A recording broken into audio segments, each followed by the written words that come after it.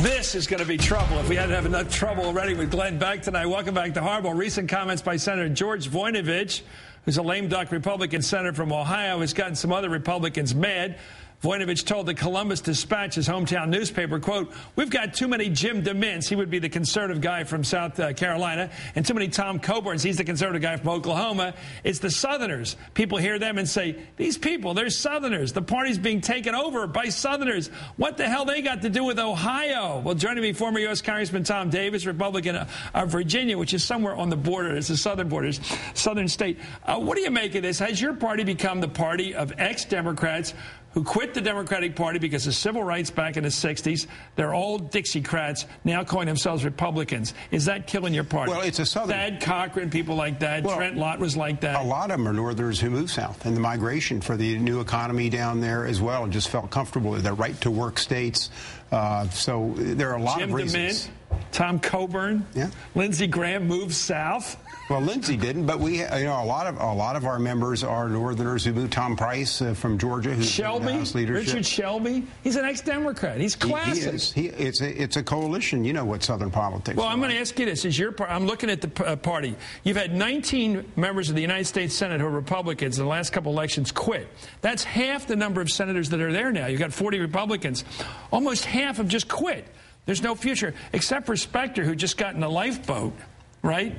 Yeah. He just switched parties. He got in the lifeboat with Titanic saying, in New England, there's no Republican Congress people left. Not in the House. Not in the House.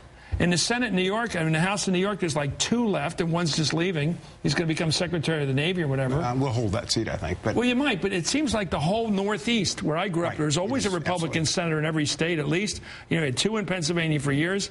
New Jersey had a Republican senator. New York had 2 Republican senators when I was a kid. What happened to your party in the North? Politics has been defined by culture over the last several cycles, and we've become a rural party and a southern party. We've been losing inner suburbs and the like. A lot of this was the policies of the Bush administration. There are 18 states. We've lost now 5 straight presidential elections. McCain wasn't within 10 points in those states. 34-2 is the Senate lineup in those states. What do you think part of the problem is? When I polled the people at the first presidential debate last year at the Reagan Library, and we asked them a simple question: do you believe in evolution? And I think 3 guys said yes. Yeah. I mean, they don't believe in sort of the natural biology courses we all took in high school. Well, you have a party that doesn't believe what they were taught in high school. Well, it's changed so that the people, the high education areas, Obama carried 78 of the 100 counties with the highest education. McCain carried 88 of the 100 counties with the lowest education. So there, as we've moved to cultural politics, that's been the shift. But that's going to change. Is that the smart move for the Republican Party to join, it's a terrible to pick move. up the Dixiecrats when they quit the Democrats over civil rights? Well, it's more than that. It's also rural. It's also rural versus urban in the Northeast and Midwest and everything else. But it's going to change. I mean, part of that is the cost of government. But guys like Tony Perkins are dancing on your grave. The far-right guys and Limbaugh and those guys, and they love this thing. Well, they don't think we've gone far enough to the right. They love it. It's going to change. They want a small Republican Party that they can dominate. They want a club. Glenn Beck's not upset that the party's gotten rid of its They want rhinos. a private club with admissions test. Yeah. They don't want a party, which is by definition coalition. But would they rather lose? Oh, yeah. I mean, I think DeMint said as much. He'd rather be 30 true believers than he would these broad coalitions that make a majority. Look at the Democrats. Now, they've let so many moderates in, they're having trouble passing bills even with big majorities. But that's where the country is. And in a sense, that reflects the electorate. But it's going to change a bit. Because would Lincoln join today's Republican Party? I think he would. Which part? What would he like about it? What wouldn't he like about it? What would he like about the Republican Party? I think he'd like our economics. I don't think he'd like socialized medicine. Socialized medicine. Okay, you're back to your party roots here. That didn't take long. Well, I'm an economic conservative. Well, let me ask you about the party's future. It seems to me you've got a choice now between Sarah Palin and Mitt Romney, just to be cartoonish about it. You've got the person who's the full mooner, all the way out there, and very attractive politically. She knows how to give a speech, which most people don't in America. She draws a crowd. Right. She's going to make a lot of money in the speaking tour. Then you've got Mitt Romney, who is dull, who doesn't seem to know that he's a politician. He doesn't seem to know how to be a politician. Who wins?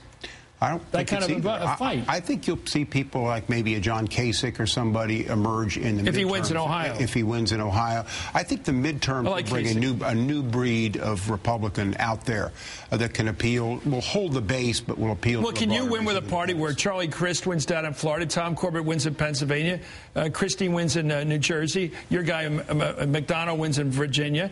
Is that the basis for a national political party, a bunch of governors? I think it's going to be. I think it's going to be. I think we'll pick up in the House as well, because the midterms are a referendum on Obama.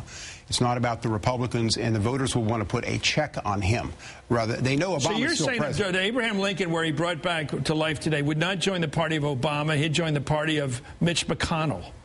Are you serious? Yeah, I am serious. Can I put you under oath right now? And Mark Kirk, and Tom Davis, and John Warner. We can go on and on. Absolutely be a Republican. Okay. He's a fierce independent. How about Teddy Roosevelt, a conservationist? I'm sure he'd be for global warming. Well, he's a New Yorker. I can't comment you can't bet on that one. Okay, thank you, sir. Tom Davis, thanks for joining us. Thanks. A Virginian.